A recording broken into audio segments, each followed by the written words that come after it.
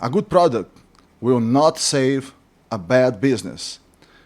Let me say that again, because this is where most people get confused. A good product does not save a bad business.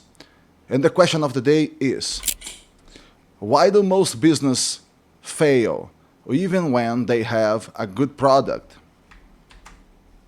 Welcome, my friends. I'm Fred. Here we talk about business, investments, real life, and training, all from my personal perspective. So, let's get into it.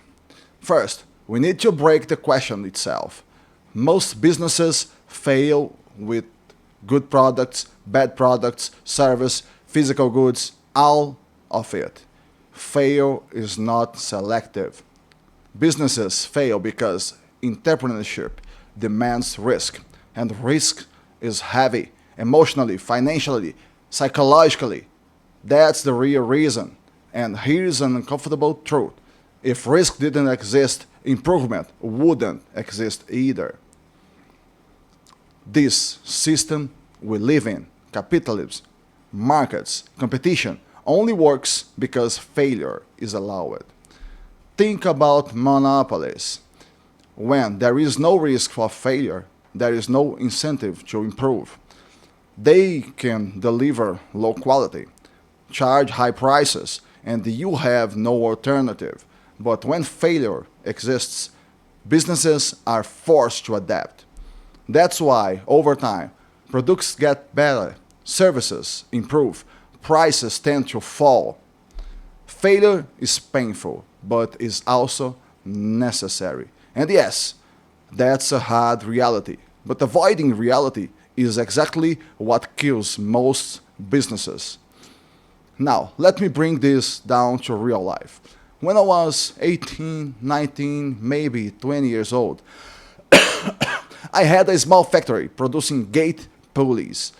And let me be very clear about this. The product was good, technically was good, objectively good.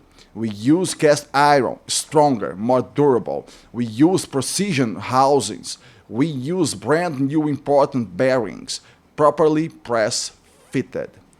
The, the pulley spun smoothly. It was consistent. It was better than most competitors. So, if product quality were enough, that business should have succeed. But it didn't. Why? Because I knew how to make the product, but I didn't know how to run a business. I didn't understand pricing strategy, cash flow, working capital, margin sustainability. And here's a mistake that looks smart, but is deadly. A lower margins to gain market share, lower prices, more volume, more clients. It felt aggressive. It felt competitive, but the math was wrong. When I looked only at materials, it looked profitable. When I looked at the entire structure, it was bleeding money, quietly, slowly, relentlessly, until one day there was nothing left to fix. The business failed. And this is part most people don't want to hear. Loving your product can blind you. You start defending the idea instead of questioning the numbers. Now, let me be fair. Is product important? Of course it is. A bad product in a good business still dies eventually. But here's the difference.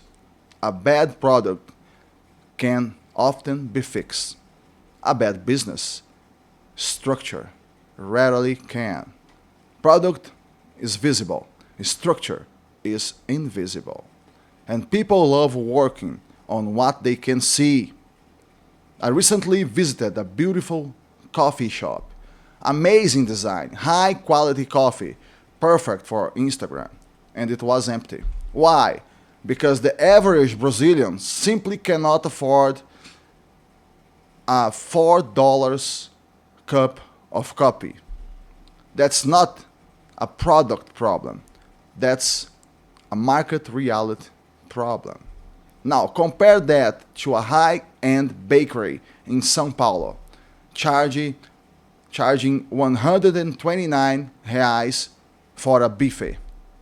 Same quality mindset, completely different context, location, income level, volume, costs. There are no miracle in business.